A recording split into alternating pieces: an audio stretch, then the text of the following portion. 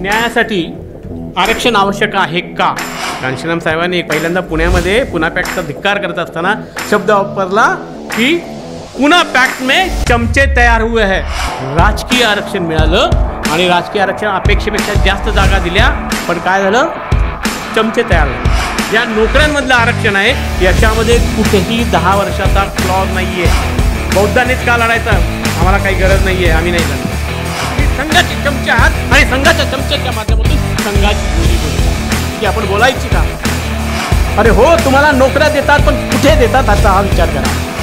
मी ठामपणे सांगतो, मी LICमध्ये class 1 officer होतो, पण माझ्या लायकीमुळे मी क्लास 1 ऑफिसर झालो नाहीये, तर बाबासाहेबांनी दिलेल्या आरक्षणामुळे त्या ठिकाणी मी क्लास 1 ऑफिसर झालो होतो.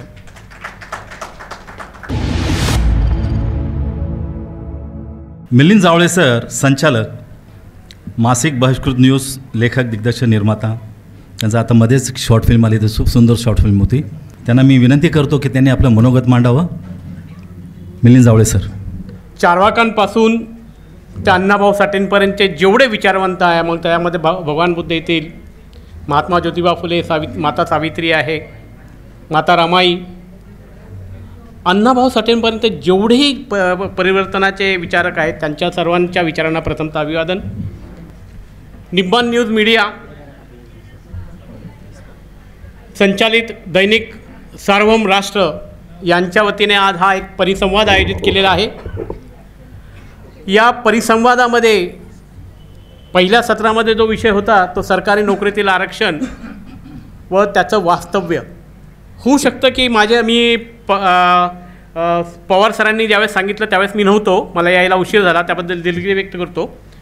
त्यांनी सांगितलं असेल, परंतु at the cost of repetition त्या गोष्टीला मी थोडा हातभार लावणार आहे किंवा त्याच्यामध्ये मी काही दखल देऊ इच्छितो. परंतु दुसरा जो विषय माझ्यासमोर दिलेला आहे, सामाजिक न्यायासाठी आरक्षण आवश्यक आहे का? हा शब्द ते टाकलेला नाही आहे. हा अफर्मेटिव्ह विषय आहे की सामाजिक न्यायासाठी आरक्षण आवश्यक आहे का? आरक्षण का हवं आहे याचा जर विचार केला गेला तर आपल्याला असं दिसून येईल की आरक्षणासाठी आज सगळे लढत आहेत. 7 पिढ्या ज्यांच्या बरोबरी करणार नाहीत आम्ही असा जे वल्गणा करतायत ते सुद्धा आज आरक्षण मागतायत. अर्थात हे आरक्षण बाबासाहेबांनी देऊ केलं होतं. डॉक्टर पंजाबराव देशमुखांनी सहाय्य केलं, ते पुढे गेले, त्यांनी हात मिळवला, बाबासाहेबांचे विचार ऐकले. नाहीतर जयधर जवळकरांसारखे जसं पगारे साहेबांनी सांगितलं, सेकंड ओपिनियन जसं आपण डॉक्टरांचं घेतो तर त्या पद्धतीने महात्मा गांधीचं ओपिनियन घेतलं आणि क्षत्रिय कुळवंत जे आहेत त्यांनी आरक्षण घ्यायला नकार दिला. आणि आज ती मंडळी महाराष्ट्रामध्ये लढत आहेत. त्यांना हैदराबादचं गॅजेट दिलं गेलं आहे, 7,000चं गॅजेट दिलं गेलं आहे, पण यातल्या उणिवा मात्र त्यांना माहीत आहे का नाही याची कल्पना मला नाही आहे. त्याच्यावरती मी शेवटच्या 1-2 मिनटामध्ये या गोष्टी बोलणार आहे. अनफॉर्च्युनेटली मला PPT माझ्याकडे PPT आहे, पण PPTचा प्रॉब्लेम असल्यामुळे मी आज PPT दाखवत नाही आहे. पण PPTच्या माध्यमातून मला जे सांगता आलं असतं ते मला वाटतं फार चांगल्या पद्धतीने झालं, कारण इथं थोडे आकडेमोड आहे. आरक्षणाची गरज का होती बरं? आपण जर का 1921च्या आधीचा इतिहास जर पाहायला गेला तर आरक्षणाला विरोध झाला होता,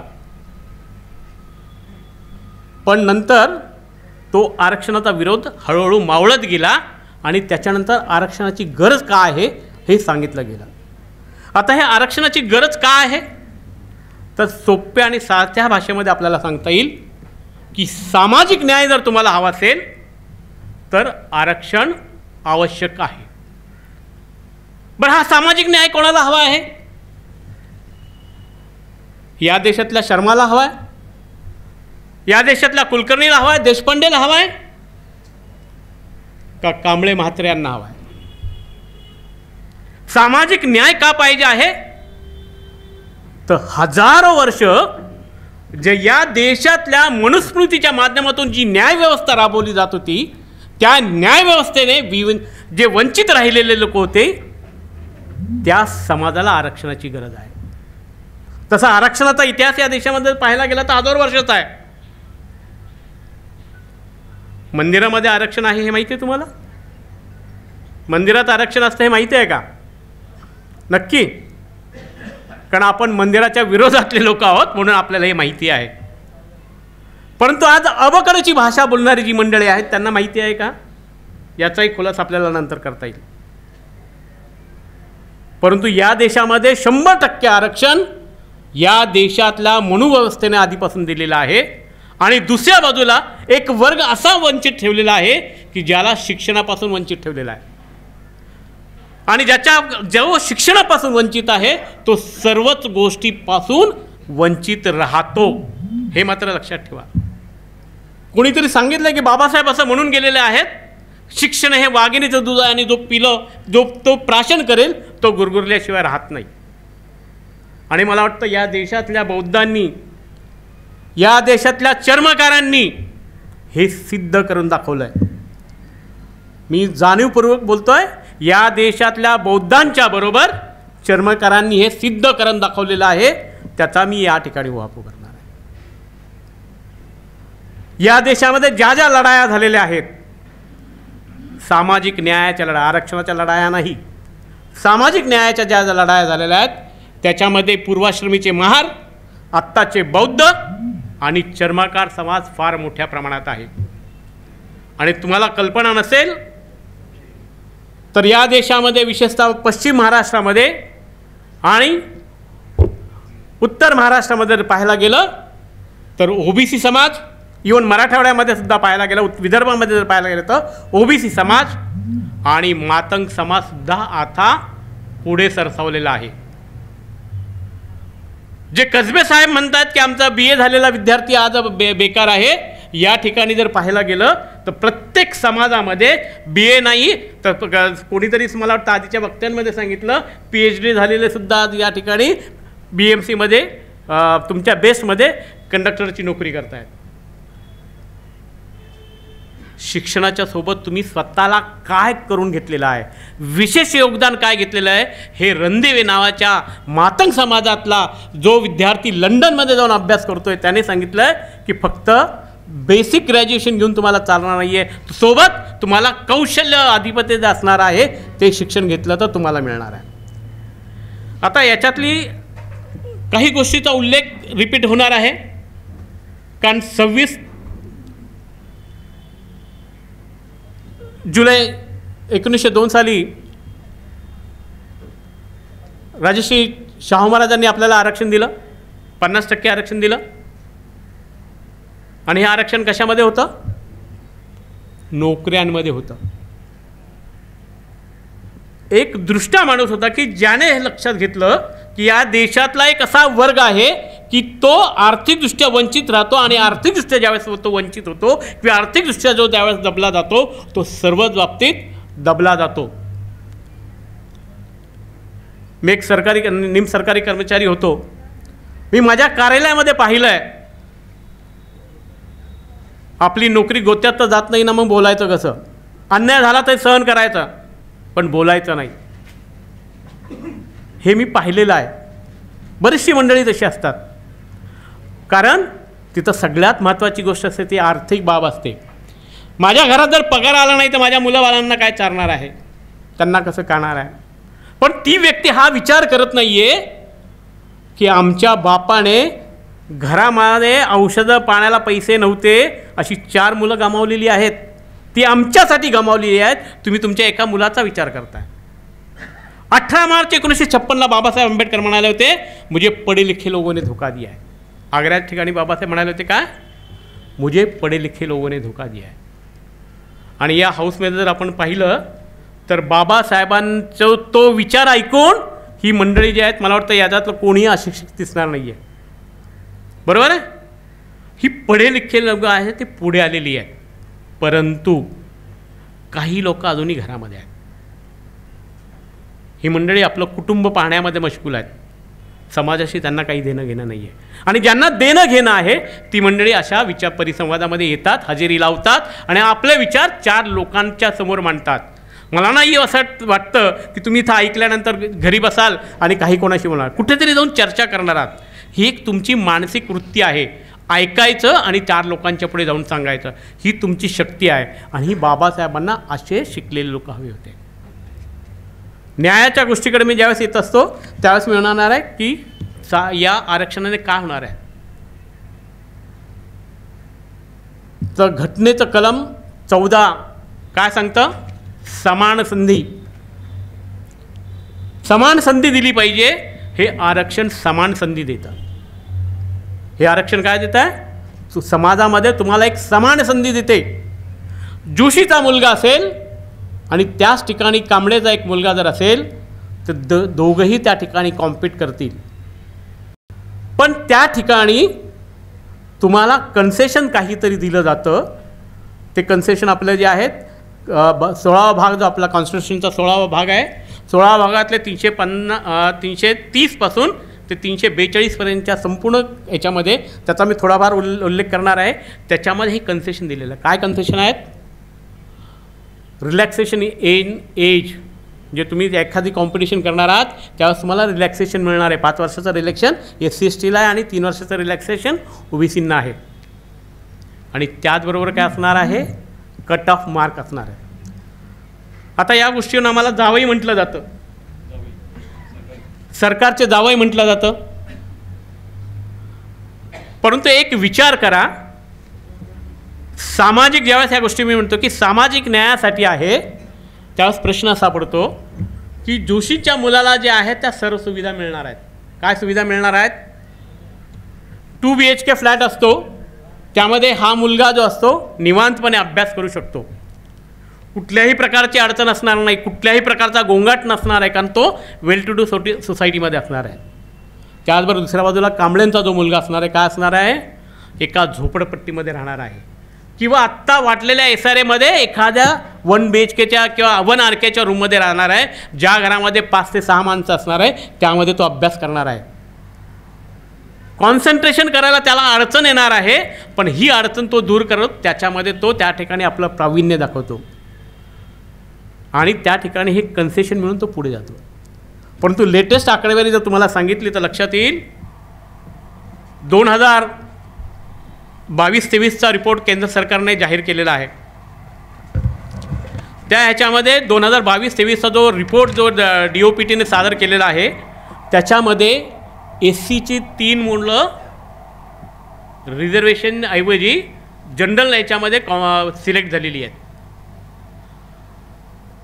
3 कॅन्डिडेट आहेत ते SC कॅन्डिडेट जे आहेत ते जनरलमध्ये कॉम्पीट इलिजिबल झाले. त्याचं कारण काय आहे, नियम असा सांगतो रिझर्वेशनचा की जर का रिझर्वेशनच्या रोस्टरप्रमाणे, ज्याला बिंदू नामावली म्हणतात, रिक्रुटमेंटमध्ये 14 पॉईंट केंद्र सरकारला आहे, बाकी प्रमोशनमध्ये 200 पॉईंट रोस्टर असतात ज्याला आपण 200 बिंदू नामावली म्हणतो. तर त्या ह्याच्यामध्ये रिक्रुटमेंटमध्ये जर का ती व्यक्ती जे काही रोस्टर पॉईंट असणार आहेत त्या 15% SCचे आहेत, STला 7.5% आहेत, 22% OBCला आहेत. या ह्याच्यामध्ये SCचे जे काही रोस्टर पॉईंट येणार आहेत त्या रोस्टर पॉईंटपेक्षा जर का त्याला अधिक मार्क मिळणार असतील, याच्यामध्ये मग त्याचे लेखी परीक्षेचे मार्क, त्याचे इंटरव्ह्यूचे मार्क्स, हे सर्व जे मार्क्स आहेत हे सर्व मार्क त्या पद्धतीने त्याच्यापेक्षा जास्त असेल, एखाद्या जनरल कॅन्डिडेटच्या बरोबर असतील तर त्याला रोस्टरमध्ये न घेता, रोस्टर पॉईंटवर न घेता त्याला वरच्या बिंदूवर घेतलं जातं, म्हणजे त्याला जनरल ट्रीट केलं जातं. म्हणजे 2022-23चा केंद्र सरकारचा रिपोर्ट असं सांगतोय की या ठिकाणी 3 SCचे जे कॅन्डिडेट आहेत ते जनरलमध्ये घेतले गेलेले आहेत. हे मेरिट इथं दाखवत आहे. म्हणजे या सर्व अडचणी असताना आमचा कांबळेचा मुलगा या ठिकाणी कॉम्पीट करतो. कांबळे एक नाव आहे की मस्तरे कांबळे हे आपल्यामध्ये प्रस्थापित आहेत म्हणून कांबळे घेतले. मग याच्यामध्ये मग चर्माकार समाज असेल, मातंग समाज असेल, बौद्ध समाजातले असतील, आणखी इतर समाजातले असतील, पण हे एक प्रतीक म्हणून मी नाव घेतलेलं आहे. जोशी हे एक प्रतीक घेतलेलं आहे की ब्राह्मणांचे कॅन्डिडेट म्हणून आहेत. म्हणजे त्यांच्याकडे असणाऱ्या सुविधा काय आहेत की त्याला शांतता मिळणार आहे, कॉन्सन्ट्रेशन करायला मिळणार आहे. आमच्या मुलाला ती मिळणार नाही आहे. त्यांच्या घरामध्ये चांगले क्लासेस लावण्यासाठी त्यांच्याकडे मुबलक पैसा आहे, तो त्याच्या मुलाला चांगले क्लासेस देऊ शकतो. आम्ही तेवढे देऊ शकतो अशातला भाग नाही आहे. आजची पिढी जी आहे, तिसरी पिढी जी निर्माण झालेली आहे ती देऊ शकते, पण याच्या आधीच्या पिढी इव्हन आजच्या काही लोकांच्याकडे ती अवस्था नाही आहे. जे काही ठराविक लोकांच्याकडे आहे, ज्याला आपण क्रिमी लेअर वेगळ्या पद्धतीने म्हणू शकतो, त्यांच्याकडे ती अवस्था आहे, त्यांच्यासाठी अबकड आणलेलं आहे, त्याचे धोके आहेत, तो आपण पुढे विचार करता येईल. मला वाटतं बनसोडे सर त्याच्यावरती बोलणार आहे. तर या ठिकाणी ही समान संधी देण्यासाठी, या ठिकाणी तो न्याय देण्यासाठी समान संधी दिलेली आहे, म्हणून हे रिलॅक्सेशन्स आहेत. दुसरी बाब अशी आहे की याच्यामध्ये प्रतिनिधित्व, बरेचसे लोक म्हणतात आरक्षण. कॉन्स्टिट्यूशनमध्ये जर शब्द वापरला गेला सुरुवातीला जर आहे तो रिप्रेझेंटेशन, तुमचं प्रतिनिधित्व त्या ठिकाणी असायला पाहिजे. बसमध्ये बसल्यानंतर जागा आरक्षित असते. आज महिलांसाठी आपण बेस्टमध्ये पाहिलं, पुण्यातल्या PMPLमध्ये पाहिलं की अगदी राज्य सरकारच्या कुठल्याही ट्रान्सपोर्टेशनमध्ये पाहिलं, महिलांसाठी ती जागा असते, ती राखीव जागा असते. पण काय, त्या उतरल्यानंतर तिथं दुसरी महिला येऊन बसू शकते,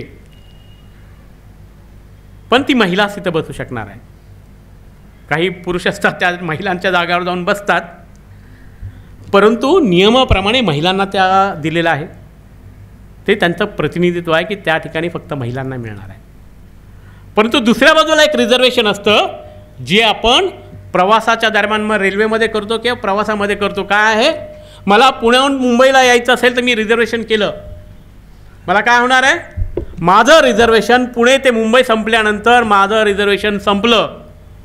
तिथे दुसरा प्रवासी आहे, जाताना येणार आहे किंवा पुन्हा येताना त्या सीटवरती तो बसू शकतो, मी पुन्हा तिथं बसू शकत ना, प्रोव्हाइडेड माझ्याकडे ते रिझर्वेशन असेल तर. या ठिकाणी हे रिझर्वेशन झालं, आरक्षण झालं, प्रतिनिधित्व नाही झालं. महिलांचं आरक्षण हे काय आहे, प्रतिनिधित्व आहे. त्यांना त्या ठिकाणी त्यांची ती जागा मिळणार म्हणजे मिळणारच. द सेम वे या ठिकाणी या देशातल्या शासन प्रशासनामध्ये SC ST आणि OBC ना 1990 नंतर, परंतु सुरुवातीपासूनच SC STंना या ठिकाणी प्रतिनिधित्व देण्याचं काम या आपल्या आरक्षण पॉलिसीने केलेलं आहे आणि हे आपल्या घटनेमध्ये आलेलं आहे. तर मित्रहो, या गोष्टी आहेत. त्याचबरोबर मगाशी सरांनी जाताना वानखेडे सरांनी सांगितलं की आरक्षणाचा काही मुद्दा आला, कलम 16(4) संदर्भात आलं. काय आहे की आरक्षणाची तरतूद करण्यात आलेली आहे. या आरक्षणाच्या तरतुदीमध्ये काय आहे, कलम 16 सांगतं की समान संधी सर्वांना दिली जाईल, आणि त्याचबरोबर दुसरा त्याच्यातला भाग जो आहे त्यामध्ये सांगितलं जातं की भेदभावावर बंदी असणार नाही आहे, प्रोव्हाइडेड. म्हणजे त्या कॉन्स्टिट्यूशनमध्ये असं सांगितलं, इंग्रजी वर्डिंग असं आहे, notwithstanding anything mention previously we are providing the reservation. म्हणजे प्रत्येक जर कॉन्स्टिट्यूशनचा भाग जर आपण वाचला तर त्याची सुरुवात होते नॉट विथ स्टँडिंग एनिथिंग आणि त्याच्यानंतर पुढे दिलेलं. म्हणजे याच्यानंतर आधी काही जरी सांगितलं असेल तरीसुद्धा या ठिकाणी काही गोष्टी दिल्या जाणार आहेत, आणि तो आहे 16चा उपकलम 4, म्हणजे अनुच्छेद 16चा जो आहे उपकलम 4 आहे, त्यामध्ये म्हटलेलं आहे आरक्षणाची तरतूद. ही आरक्षणाची तरतूद कोणासाठी करायची आहे, तर ज्याला ज्याला गरज आहे तर त्याला त्याला राज्याने, राज्य इन द सेन्स केंद्र सरकारही येऊ शकतं, राज्य शासनही असू शकतं, शासनाची ती जबाबदारी आहे की त्यांना ती तरतूद मिळवून द्यायची आहे, त्यांना आरक्षण मिळवून द्यायचे हे 16(4) सांगतं. आणि त्या पद्धतीने त्या सुनिश्चित शासन करतं की आपल्याला सरकारी नोकऱ्यांमध्ये आरक्षण दिलेलं पाहिजे. आता मी थोडक्यामध्ये काही गोष्वारा घेतो, आपल्याला कल्पना असेल. जस्ट एक संवादाच्या दृष्टिकोनातून विचारतो आहे, काय आपलं आरक्षण 10 वर्षासाठी होतं आहे की नाही, नक्की कोणी बोलेल? येस सर, अगदी बरोबर. या ह्याच्यामध्ये कलम 330 नुसार पहिलं जे आहे ते आरक्षण आहे लोकसभेमध्ये अनुसूचित जाती आणि जमातीच्या लोकांना असणारं आरक्षण. लोकसभेमध्ये अनुसूचित जाती जमातीच्या लोकांचं प्रतिनिधित्व असं, तर या ठिकाणी नोकरी आहे का लोकसभेमध्ये? ते प्रतिनिधित्व काय आहे, तर राजकीय प्रतिनिधित्व आहे. 1932चा पुन्हा पॅक्ट, मगाशी मला वाटतं पगारे साहेबांनी सांगितलं, कांचन साहेबांनी त्याला चमचा शब्द वापरला, तर पगारे साहेबांनी फार सौम्य शब्द वापरला. कांशीराम साहेबांनी पहिल्यांदा पुण्यामध्ये पुन्हा पॅक्टचा धिक्कार करत असताना शब्द वापरला की पुन्हा पॅक्ट में चमचे तयार हुए है. आणि वस्तुस्थिती आहे, आज एवढ्या SC ST आणि OBCचे खासदार असताना सुद्धा मोदी एकटा राज करतोय. हे चमचे आहेत, दुसरे तिसरे कोणी नाही आहेत. हे कशाची देण आहे? महात्मा गांधींची कृपा आहे. बाबासाहेबांना तिथून घेऊन आले आरक्षण. स्वतंत्र मतदारसंघ आणला. स्वतंत्र मतदारसंघाने आम्हाला 2 अधिकार मिळाले असते, जसं रणछोड साहेबांनी सांगितलं. एक आम्ही आमच्या माणसाला दिला असता आणि एक जनरलच्या माणसाला दिला असता. त्याला आमच्याकडे हात जोडत यावं लागलं असतं, रे बाबा मला मतदान कर जनरलच्या माणसाला. गांधीजींनी फार चालाखीने ओळखलं आणि बाबासाहेबांच्या विरोधामध्ये त्यांनी अनशन केलं आणि त्याच्यावरती बाबासाहेबांना स्वतःसाठी नाही तर समाजासाठी त्या ह्याच्यावरती करार करावा लागला, ज्या पुन्हा पॅक्टच्या माध्यमातून आम्हाला राजकीय आरक्षण मिळालं. आणि राजकीय आरक्षण अपेक्षेपेक्षा जास्त जागा दिल्या, पण काय झालं? चमचे तयार झाले. अरे तुमच्या खुंटीला बांधलेला एखादा जर बैल असेल तर तुम्ही सांगाल त्याचप्रमाणे तो वळणार आहे. काँग्रेसला ते पाहिजे होतं, गांधीजींना ते पाहिजे होतं, ते त्यांनी केलं. म्हणून बाबासाहेबांनी पुणे कराराच्याबद्दल म्हटलेलं आहे की मला हा मान्य नव्हता. असो, 331 काय सांगतं? अँग्लो इंडियन समाज त्या काळामध्ये होता, त्यांच्यासाठी आरक्षण होतं. आणि त्याच्यानंतर जे आहे 332 आणि 333. 332 आसामच्या संदर्भातला स्वायत्त आहे, त्याच्यावरती मी जास्त बोलत नाही आहे. आणि 33च्या संदर्भात जास्त बोलत नाही की ते अँग्लो इंडियनच्या, पण 334च्या संदर्भात मी आपल्यापुढे काही गोष्टी मांडतो. याच्यामध्ये स्पष्ट आता सरांनी सांगितल्याप्रमाणे 10 वर्षाची तरतूद आहे. कुठली?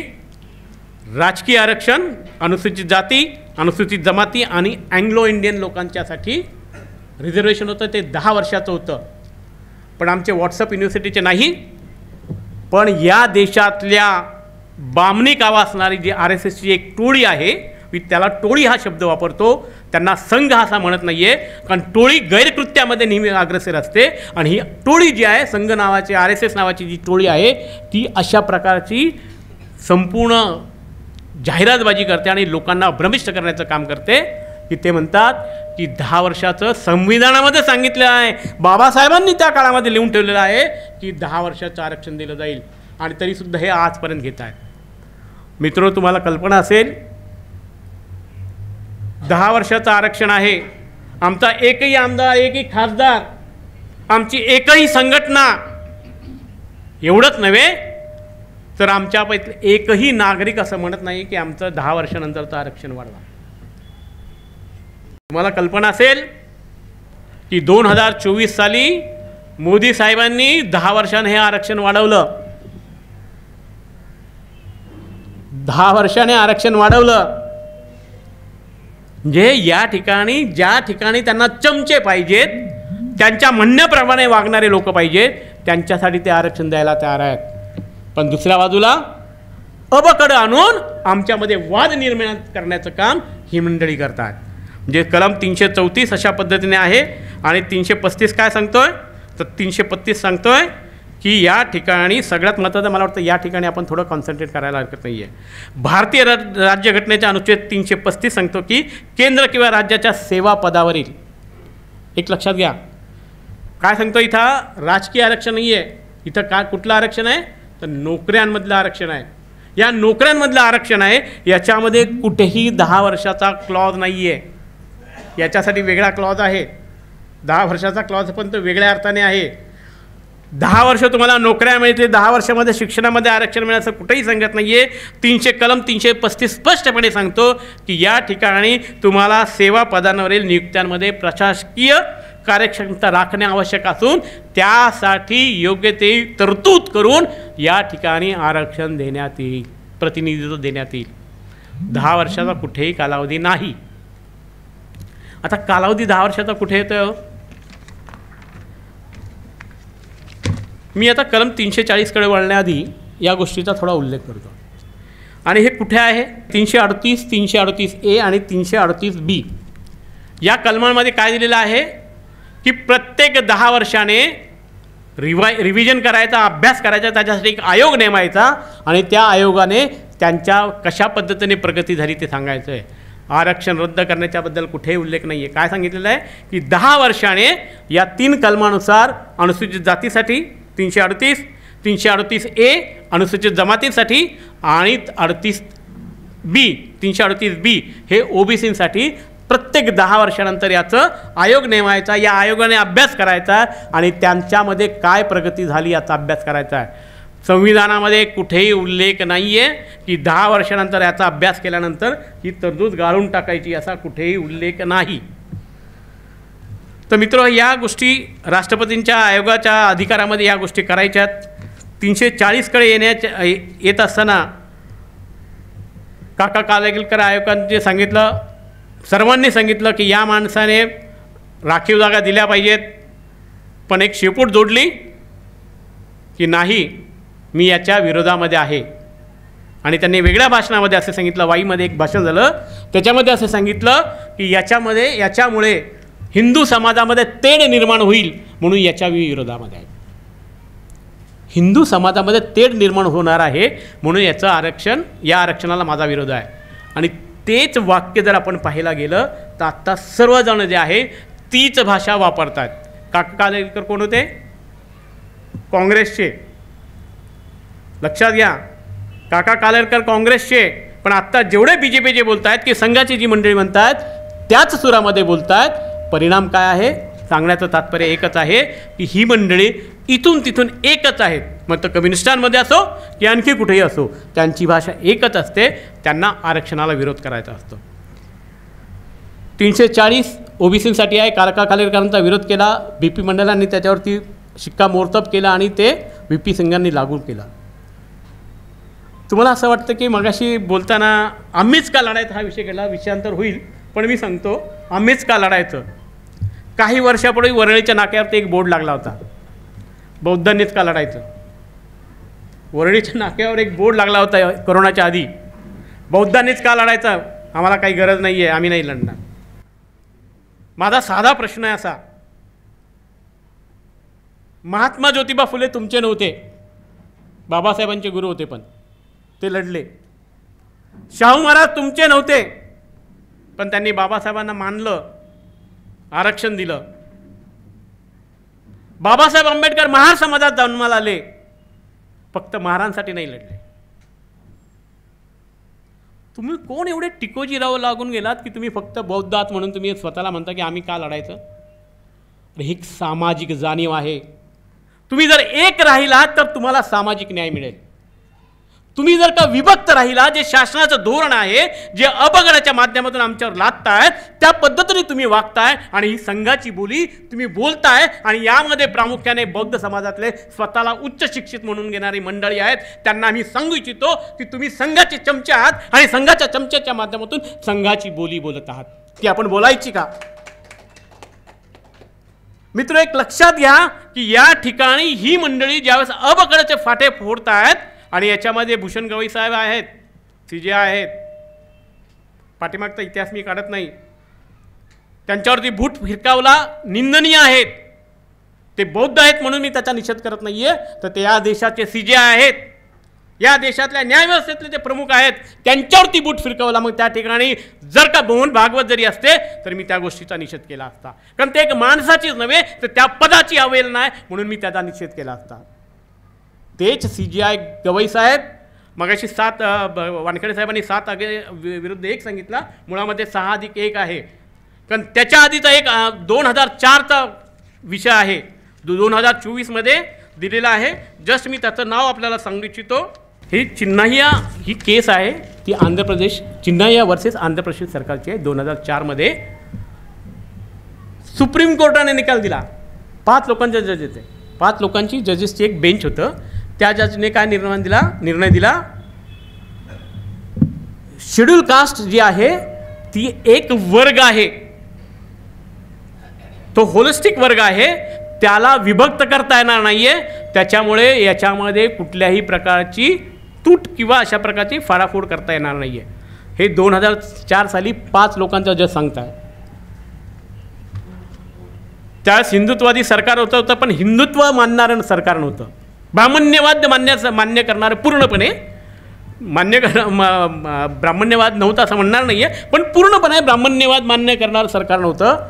त्या काळामध्ये हा निर्णय झालेला आहे. सुप्रीम कोर्टावरती काय दबाव केला जातो हे जर का तुम्ही कुलश्रेष्ठ यांचं एक व्हिडिओ क्लिप पाहिली तर तुमच्या लक्षात येईल, त्याच्यामुळे वेळाअभावी त्याच्यावर जात नाही आहे. हा चिन्नय्या यांचा 2024च्या आंध्र प्रदेशचा निकाल दिल्यानंतर पंजाबमधली एक केस आली.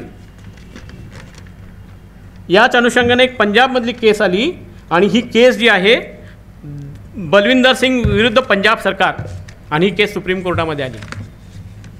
सुप्रीम कोर्टाचा एक निकाल आहे. वकील साहेब इथे आहे त्यामुळे मी त्याच्यावरती भाष्य करत नाही आहे, पण एक माझ्या बुद्धीप्रमाणे मी सांगू इच्छितो, तुम्हाला जर का त्याच प्रकारचा निर्णय जर घ्यायचा असेल तर हायर बेंच बसवावं लागतं. बरोबर साहेब?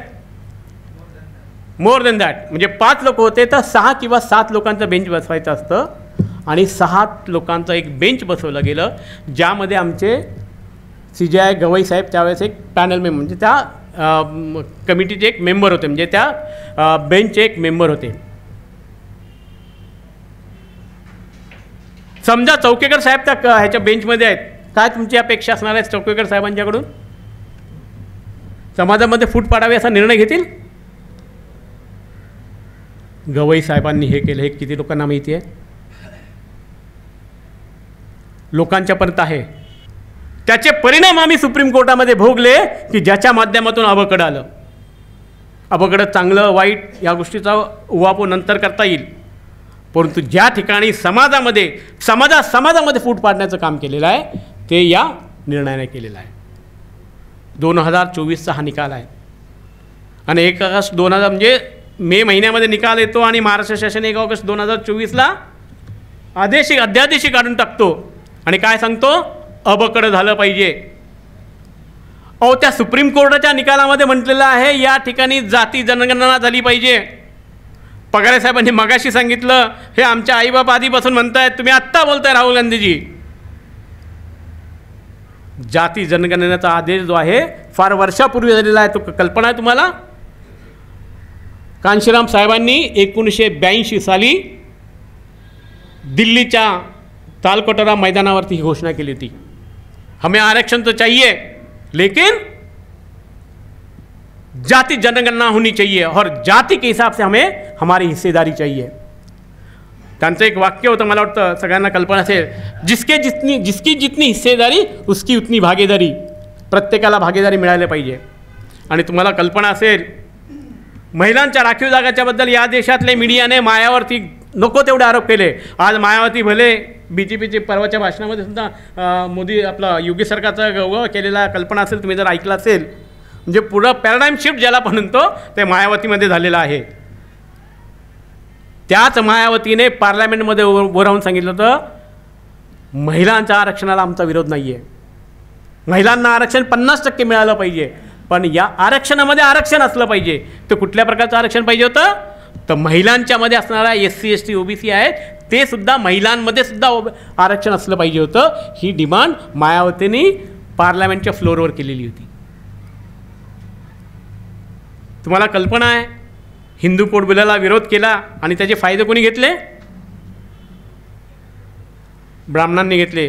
ज्यांनी विरोध केला, गेल्या आठवड्यामध्ये जस्ट चालत असताना पाहिलं तर बाबासाहेबांच्या ज्या सोबत जे या हिंदू कोड बिलावर चर्चा करण्यासाठी जे 45 लोक होते त्यातले मॅक्झिमम लोक हे ब्राह्मण समाजाचे होते.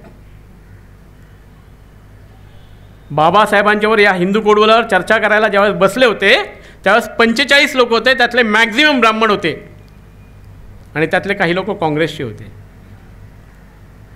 त्यांनी हिंदू कोड बिलाला विरोध केला होता. बाबासाहेबांनी विनाकारण राजीनामा दिलेला नाही आहे, महिलांसाठी दिलेला आहे, OBCसाठी दिलेला आहे, SC STवरती होणाऱ्या अन्यायाच्या संदर्भात दिलेला राजीनामा आहे. पण या गोष्टी इथं या ठिकाणी करत असताना आपल्याला सामाजिक न्याय जर मिळवायचा असेल तर आपल्याला सामाजिक भान ठेवून लढलं पाहिजे. शेवटचे 2 मुद्दे या ठिकाणी घेण्याआधी आरक्षणाच्या संदर्भातलं मला सांगितलं की केंद्र सरकारने 2022चा रिपोर्ट मी पाहिला, 22-23चा रिपोर्ट पाहिला, 2004-15चा रिपोर्ट पाहिला. सगळीकडे आरक्षण हे 100% भरलेलं आहे. 15% SCचं 15% आरक्षण अगदी क्लास 1मध्ये सुद्धा आहे आणि क्लास Dमध्ये आहे. पण क्लास Dमध्ये चौथा एक एक्स्ट्रा वर्ग आहे, त्याला सफाई कर्मचारी म्हणतात. सफाई कर्मचाऱ्यांच्यामध्ये तुम्हाला आश्चर्य काय बरं आकडेवारी आहे? तर या ठिकाणी सफाई कर्मचारी जे आहेत ते 24च्या रिपोर्टप्रमाणे टोटल 40,737 संपूर्ण भारतामध्ये सफाई कर्मचारी आहेत. यामध्ये SCचे किती आहेत? 15%. तेवढेच असायला पाहिजेत ना. 14,971 म्हणजे किती टक्के झाले? 37% सफाई कर्मचाऱ्यांमध्ये आमचे आहेत. किती? 37%. आणि बाकीच्या ठिकाणी 15%, 14%, 13%, 12%. ओबीसींचा 19%, 21%, 27%. ही परिस्थिती आहे. काँग्रेसच्या काळामध्ये काही वेगळी होती का? 2004चा रिपोर्ट माझ्यासमोर आहे. याच्यामध्ये डी वर्गामध्ये 91,601 म्हणजे सफाई कमी, फक्त सफाई कर्मचाऱ्यांच्या संपादनात बोलतो आहे. बाकीची आकडेवारी अगदी बरोबर आहे. 12%पासून ते 15%पर्यंत आहे SCच्या बाबतीत. STच्या बाबतीत 6%पासून 4%पासून ते 6%पर्यंत आहे. ओबीसींच्या बाबतीत 3%पासून 2004 साली 3%पासून 5%पर्यंत आहेत. परंतु या ठिकाणी ज्या स्वीपर क्लास येतो, तर स्वीपर क्लासच्या संदर्भातलं जे आहे 91,601 मध्ये 59,320 कर्मचारी जे आहेत, म्हणजे 64.76% किती SCचे कर्मचारी फक्त सफाई कामगार म्हणून आहेत. थोडी आकडेवारी आहे, झोपा येऊ शकतात, थोडं ग्लानी येऊ शकते, पण आपला मेंदू जरा तल्लख ठेवा की 64% आमचे सफाई कर्मचारी आहेत आणि या ठिकाणी आम्ही धन्यता मानतो. ही लेवल प्लेइंग ग्राउंड आहे का? एक उदाहरण मी फक्त देतो आपल्याला. मगाशी मी बोलताना म्हणालो, मला वाटतं पगारे साहेबांनी ज्यावेळेस आंदोलन घेतलं दिंडोरीमध्ये, हुशार शासनाने एक निर्णय घेतला. 30-35 वर्ष काम करणारी जी मंडळी आहेत, ते एका आदेशाने त्यांनी नगरपालिका बनवली. म्हणजे ग्रामपंचायतीच्या नगरपालिकेला त्यांना प्रमोशन दिलं गेलं आणि या लोकांना काय केलं, तिथल्या काम करणाऱ्या लोकांना बेड बिगर बनवलं. तुम्ही परमनंट होता, आता तुम्हाला आमच्याशी काही संबंध नाही आहे. पगार त्यांचे कपात झाले. धन्य आहे त्या पगारे साहेबांचे की त्यांनी त्यांच्यासाठी लढा दिला. फक्त दिंडोरीमध्ये लढा दिला नाही, तिथं मुंबईमध्ये येऊन सुद्धा त्यांनी लढा दिला आणि शासनाकडून ते करून घेतलं. या ठिकाणी कोण असणार आहेत? 30-35 वर्षापूर्वी ज्यावेळेस माझे वडीलसुद्धा 7वी पास होते, त्यावेळेस तुम्ही असा विचार करताय की त्यांनी तिथं 7वी पास असावं, 10वी पास असावं, 11वी पास असावं? पुण्यामध्ये एक माजी मंत्री काँग्रेसचे, त्यांनी आपल्या मुलाला नोकरी लावली. आई म्हणाले, आज नवरा नाही आहे माझा, आता या मुलाशिवाय मला घर चालवणार येणार नाही, याला नोकरी द्या. साहेबांनी उपकार केल्याने त्यांना नोकरी दिली पुणे महानगरपालिकेत. कुठे दिली नोकरी? हा मुलगा ग्रॅज्युएट होता. पुणे महानगरपालिकेच्या आरोग्य खात्यात. आरोग्य खात्यात काय काम असतं? झाडू मारण्याचं काम असतं. आणि आमचे लोक त्या ठिकाणी टिमकी वाजवत फिरत होते की साहेबांनी आमच्या लोकांना नोकऱ्या दिल्या. अरे हो, तुम्हाला नोकऱ्या देतात, पण कुठे देतात ह्याचा हा विचार करा. आणि त्याच्यामुळे हा जे आहे 64.76% आकडेवारी तुमच्या सफाई कर्मचाऱ्यांमध्ये होते. महाराष्ट्र शासनात आल्यानंतर मी पाहिलं, महाराष्ट्र शासनामध्ये काही वेगळी परिस्थिती आहे का? वानखेडे साहेब गेलेले आहेत, मी त्यांच्यासाठी ती आकडेवारी त्यांच्यासमोर ठेवणार होतो. महाराष्ट्र शासनाने 2022-23चा अहवाल सादर केलेला आहे. वर्ग 1, वर्ग 2, वर्ग 3, वर्ग 4 मध्ये संपूर्णपणे तुमच्या रिझर्वेशनची पॉलिसी पूर्णपणे अंमलात आणलेली आहे. परंतु ज्या ठिकाणी सफाई कर्मचारी येतात त्या ठिकाणी मात्र आम्हाला जवळपास 58% आमची लोक आहेत. आमचा माणूस शिकला तरी तो कुठे जाणार? आरोग्य खात्यात जाणार. पूर्वीच्या काळी असं एक लोक म्हटलं जात होतं, बाबासाहेब म्हणायचे की ब्राह्मणांची माणसं जी आहेत, मूल झालं की त्याची आई जी आहे कलेक्टर पदावरती लक्ष ठेवून असते, आणि आमची आई, आमचा मुलगा कुठेतरी सफाई कामगार होतोय का, चोपदार होतोय का, याच्याकडे लक्ष नसते. का म्हणून आम्ही लक्ष द्यायचं नाही? त्या ठिकाणी प्रशासनामध्ये आमच्याकडे यायचं. कांशीराम साहेबांनी सुद्धा एक अर्धवट वाक्य सांगितलं, ते आपल्यासमोर मी म्हणतो. जसं पढे लिखे लोगों ने मुझे धोखा दिया, हे बाबासाहेबांचं वाक्य कांशीराम साहेबांनी संपूर्ण भारतामध्ये पसरवलं आणि बामसेफ नावाची संघटना उभी केली, ज्याच्या जोरावरती त्यांनी राज्य केलं. त्याच कांशीराम साहेबांनी एक वाक्य सांगितलं होतं, right on your four wall that you have to become a ruler of this country. ज्या काळामध्ये आमच्या घराला भिंती नव्हत्या कुडामध्ये राहत होतो, छप्पर टाकून राहत होतो, त्यावेळेस त्या बाबासाहेबांचं ते वाक्य आहे की तुमच्या घराच्या भिंतीवरती लिहून ठेवा का तुम्हाला या देशाची शासनकर्ती जमात बनायची आहे. पगारे साहेब याचं मस्तपैकी विश्लेषण करतात.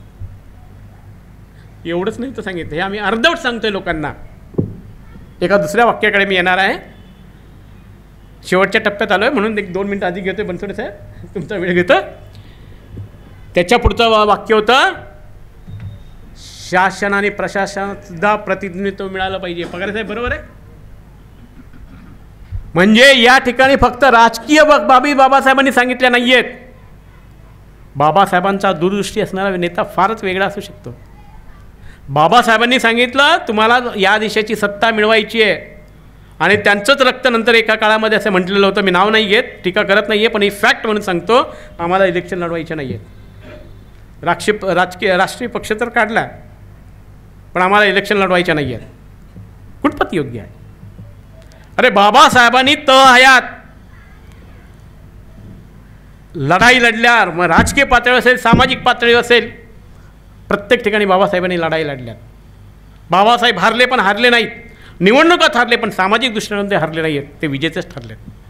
म्हणून तर पंडित जवाहरलाल नेहरूंना आणि महात्मा गांधींना त्यांना संविधान सभेवर घ्यावं लागलं, कारण ते खुलणार जैसनोर हा जो भाग होता, बाबासाहेब त्या ठिकाणी निवडून आलेले होते. मंडल साहेबांच्या मदतीने, तिथल्या मुस्लिमांच्या सहकार्याने बाबासाहेब निवडून आले होते, पण तो भाग पाकिस्तानमध्ये गेला, जो आज बांगलादेशचा भाग आहे. त्यामुळे बाबासाहेबांचं संविधान सभेतलं प्रतिनिधित्व गेलं आणि काँग्रेसला इथे यावं लागलं आणि बाबासाहेबांनी घेऊन यावं लागलं. एवढ्या सहजासहजी नाही आहे. तो भाग मी चौकेकर सरांच्यासाठी ठेवतो, कारण ते या गोष्टीचा उल्लेख करतील की बाबासाहेब कशा पद्धतीने संविधान सभेत आलेले आहेत आणि मग आपल्यासाठी तरतुदी केलेल्या आहेत. मित्रो, शेवटी एक मुद्दा मी आपल्यासमोर मांडतो. या आकडेवारी आम्हाला सांगतायत 100% SC STचं आणि OBCचं आरक्षण भरलेलं आहे.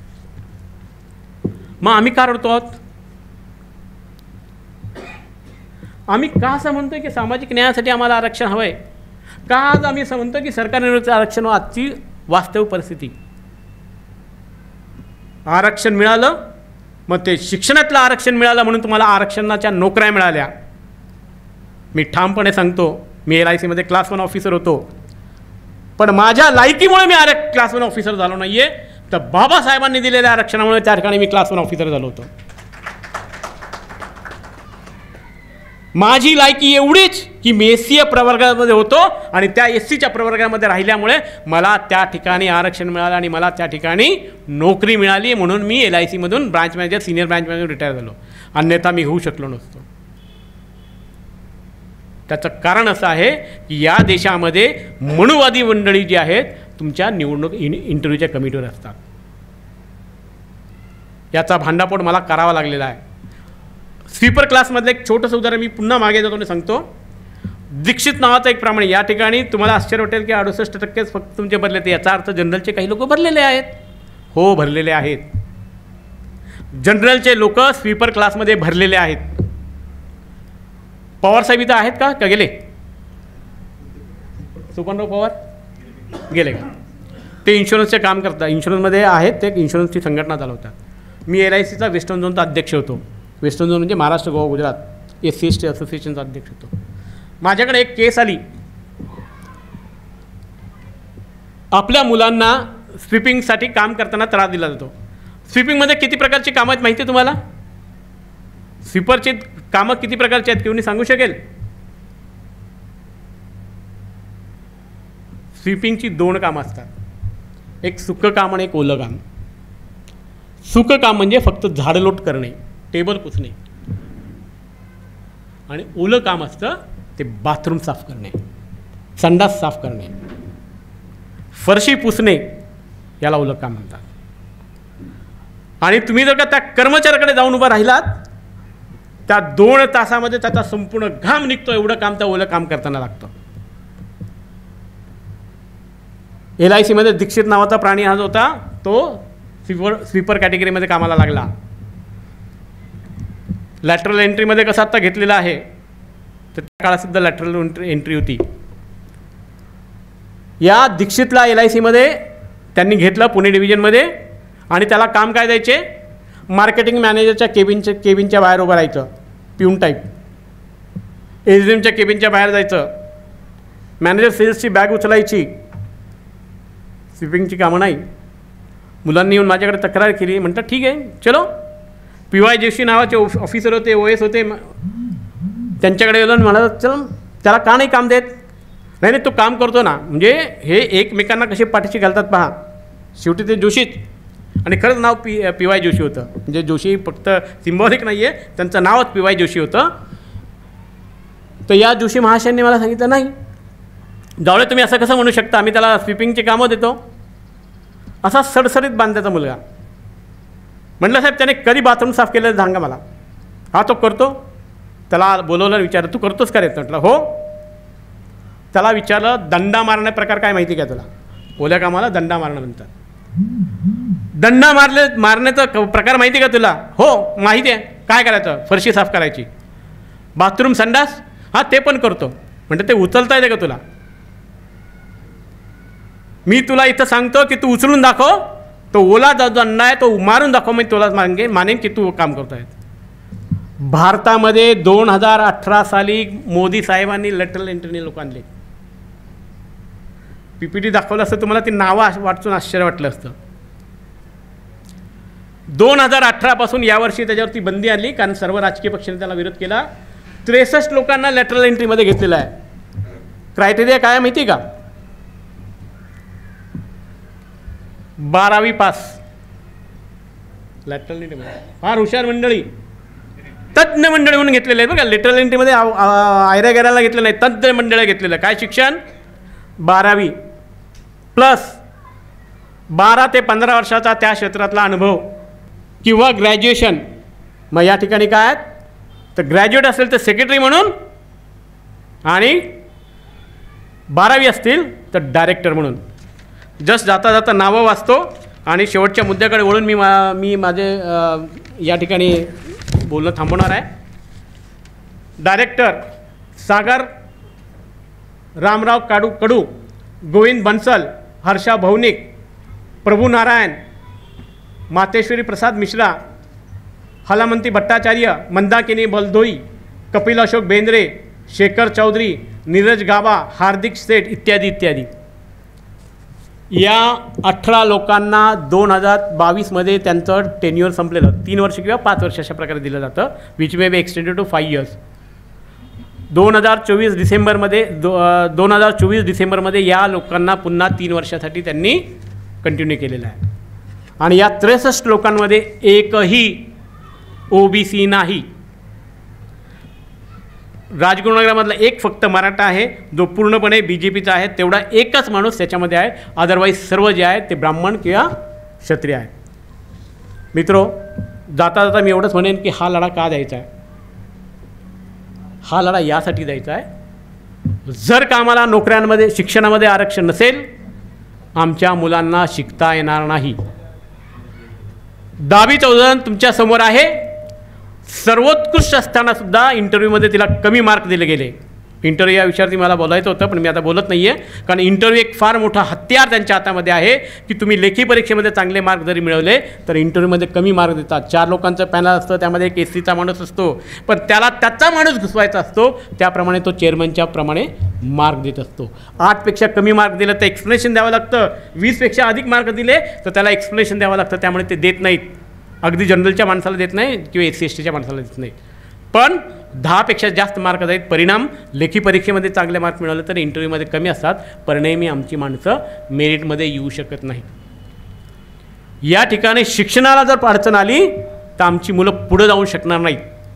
शिक्षणामुळे वैचारिक प्रगती होते, वैचारिक त्या ठिकाणी प्रगल्भता येते, तो प्रबुद्ध होतो आणि तो स्वतःचा आणि समाजाचा विचार करतो. हे खंडित करायचं आहे त्यांना. मग याच्यावरती घाला कसा करायचा तो नोकऱ्यांच्या माध्यमातून घाला घालायचा आहे. आणि याची सुरुवात केलेली आहे 1992 साली.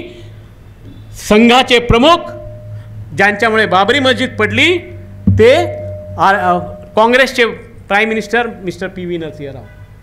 1992 साली त्यांनी या देशामध्ये खाऊजा धोरण आणलं. खाऊजा धोरणाच्या माध्यमातून मला वाटतं पगारे साहेबांनी याच्यावरती विश्लेषण केलेलं आहे, त्यामध्ये अधिक जात नाही आहे. ज्या खाऊजा धोरणाच्या माध्यमातून या ठिकाणी या देशातल्या सरकारी नोकऱ्या बंदिस्त केल्या.